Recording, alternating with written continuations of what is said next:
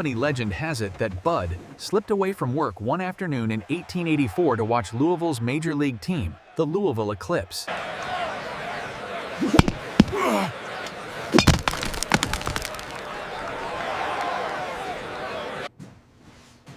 This is how I want it. Nate?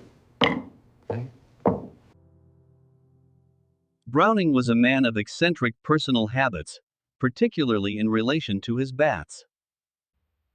He spoke to them and gave each one a name, often that of a biblical figure.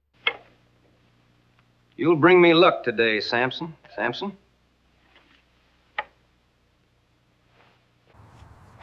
And you, Goliath, you'll be my strongest yet. While the inferior equipment of the time is somewhat of a mitigating factor, Browning's playing record presented various evidence against any hidden defensive prowess. So did his unusual habit of playing the infield while standing on one leg. An oft-reported story, possibly apocryphal, features one of Browning's managers claiming that the team would be better off with a wooden statue in the outfield. I need a bat that feels like an extension of my arm, perfectly balanced for power and precision. I know just the piece of wood for that. Pete Browning, the original Louisville slugger, stood like the very tree his bat was carved from, the mighty white ash. The common English name, ash, derives from the Old English esk, from the Proto-Indo-European name for the tree. Both words also meant spear, as ash wood was used for shafts. Over 90% of bats ever produced by Hillerich and Bradsby have been made from northern white ash grown in proprietary forests on the New York-Pennsylvania border.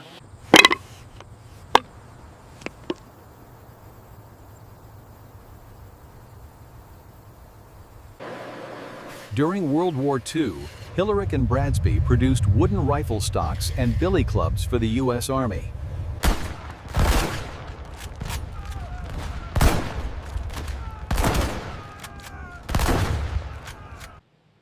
Playing in spite of serious medical afflictions which rendered him virtually deaf and subjected him to massive headaches. After his retirement as a player, Browning worked as a cigar salesman and owned a bar, which ultimately failed.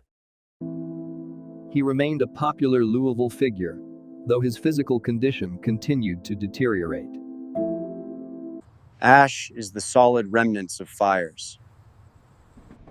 Pete Browning also cleansed his eyes when traveling by train by sticking his head out the window in an effort to catch cinders in them.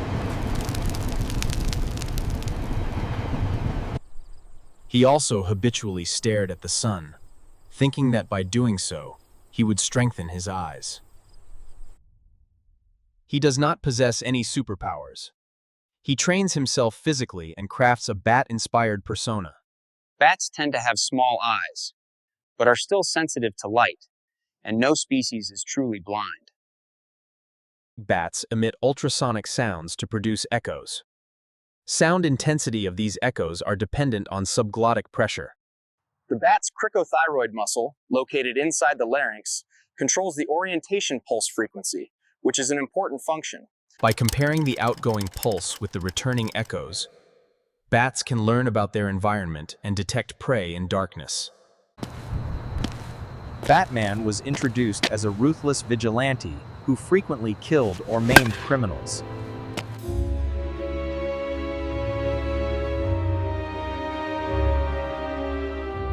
But he evolved into a just, tempered superhero with a stringent moral code that prohibits killing during the 1940s.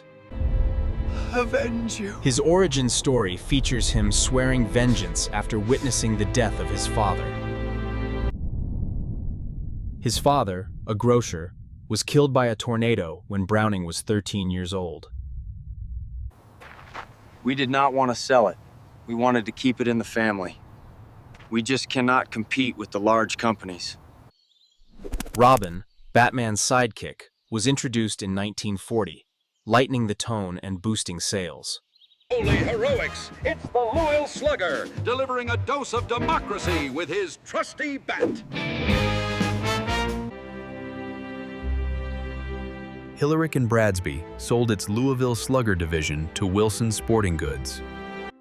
This left the company with its Bionic Gloves division and its ownership and operation of the Louisville Slugger Museum and Factory. The Batcave is Batman's secret base. It houses the vehicles and equipment Batman uses.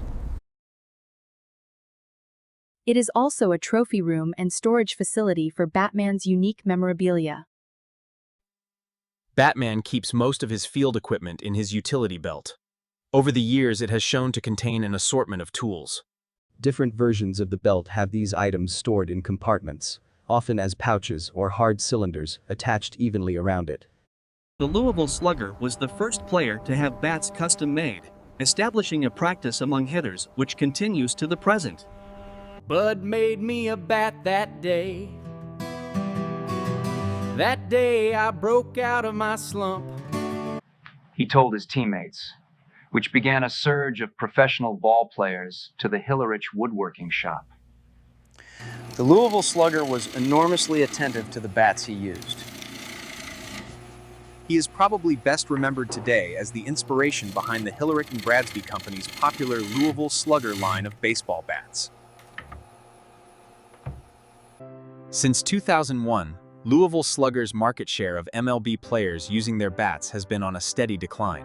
Very few ash trees remain in H&B's forests. The company is beginning to heavily utilize other woods, such as maple and birch. Hillerich and Bradsby continues to manufacture Louisville Slugger bats in its Louisville factory, but under the aegis of Wilson Sporting Goods.